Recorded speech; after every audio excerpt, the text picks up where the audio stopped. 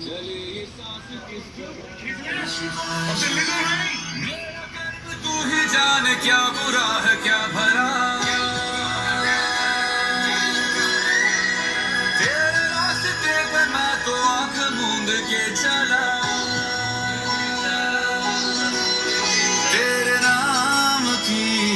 जोत ने सारा हर लिया था बस मेरा नमो नमो जी शंकरा भोलेनाथ शंकरा